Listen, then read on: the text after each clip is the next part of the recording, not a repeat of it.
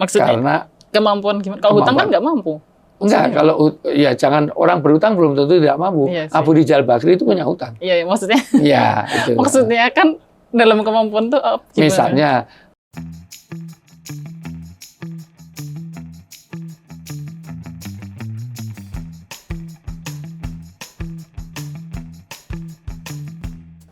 Oke, selanjutnya, Ustadz, apakah boleh zakat fitrah dibayarkan melalui hutang? maksudnya gimana? Jadi membayar zakat fitrah dengan hutang, mungkin ya Kalau maksudnya. dalam kemampuan boleh. Maksudnya Karena kemampuan gimana? Kalau hutang kan nggak mampu. enggak, kalau ya jangan orang berhutang belum tentu tidak mampu. Iya sih. Abu Rijal Bakri itu punya hutang. Iya, maksudnya. Iya, itu. Maksudnya kan dalam kemampuan tuh gimana? Misalnya ayah punya penghasilan tetap misalnya, tapi pas itu enggak ada uang. Pinjem segitu insya Allah tapi akan bisa terlunasi. dibalik, ya. Gitu. Orang dalam hutang itu misalnya punya kredit rumah. Itu kredit rumah itu kan jangkanya 5 tahun. Gitu. Nah, selama 5 tahun itu boleh saja utang untuk korban untuk itu karena memang itu padahal dalam keadaan berhutang. Bahkan umroh haji itu boleh berhutang boleh kalau dalam kemampuan maksudnya. Itu. Jadi maksudnya yakin bisa iyalah bayar, kan? itu karena gaji bulanannya berapa. Memang dia masih punya tanggungan karena punya kredit jangka panjang misalnya. Ya sudah tetap nggak apa-apa. Boleh pinjam itu. Ya. Jadi dalam syaratnya kemampuan. itu ya dalam Iya, kemampuan. dalam kemampuan. Kalau dia sendiri untuk makan aja kurang, jangan sampai dia malah dapat, bukan mengeluarkan. Maksudnya Ya. siapa tahu kayak gitu loh. Ya, kalau kondisinya memang dia tidak mampu berhutang untuk konsumsi harian, maka dia bukan mengeluarkan zakat. Justru dia harus dapat zakat. Jadi memang belum, kalau kayak gitu kondisinya belum kewajiban Betul, zakat kan fitrah. siapa yang mampu. Ya, ya. Oke, pertanyaan terakhir. Ustadz, istri saya baru saja mendapatkan warisan dari orang tuanya. Alhamdulillah, karena ayah belum dapat dari mama. Belum laku. Iya, iya. Tapi kan dapat banyak harusnya. Sudah dihitung-hitung ayah, tapi kok belum dibagikan. Ya. Nah, udah, next. Ya. Dia merupakan anak pertama dari 4 bersaudara. Apakah ada kewajiban zakat atas warisan yang diterima oleh istri saya? Atau zakat tersebut sudah dikeluarkan sebelum warisan itu dibagi? Dikeluarkan zakat sebelum warisan dibagi, itu jauh lebih aman. Maksudnya yang mengeluarkan anak-anaknya itu? Iya. Ya, keluarkan zakatnya total berapa sehingga dibagikan dalam keadaan sudah bersih. Itu. Atau anak-anaknya sendiri dapat bagiannya masing-masing. Keluarkan zakatnya masing-masing itu.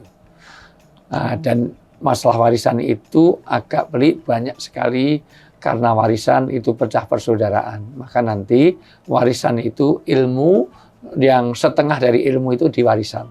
Begitu kata Nabi, bahkan disegerakan. 1, sholat pada waktunya, jangan ditunda-tunda. 2, puasa kalau udah berbuka. 3, janda kalau udah dilamar.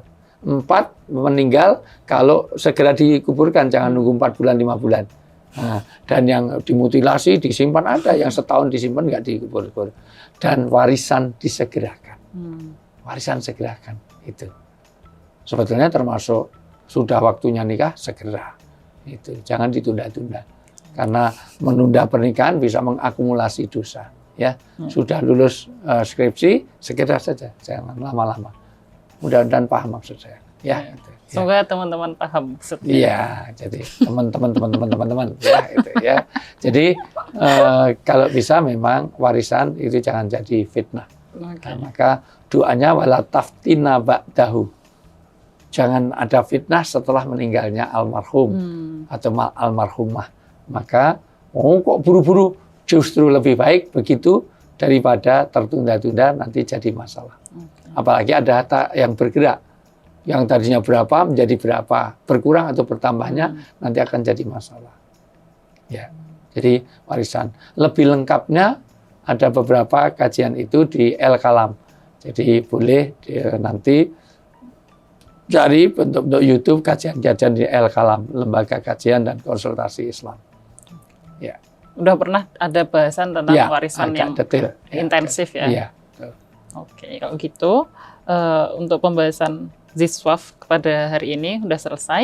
Sekali lagi ada kesempatan untuk membersihkan semua harta-harta kita supaya keluarga kita dapat inamatun soruna wa turzakuna wa turhamuna bidawaiku, dengan berkah rezeki, kasih sayang Allah, pertolongan Allah, bahkan kita terhindar dari bala, terhindar dari kematian yang buruk kalau kita menyalurkan zakat infak sedekah kita. Alhamdulillah kita sudah membuka Lazis MPAKI Bias.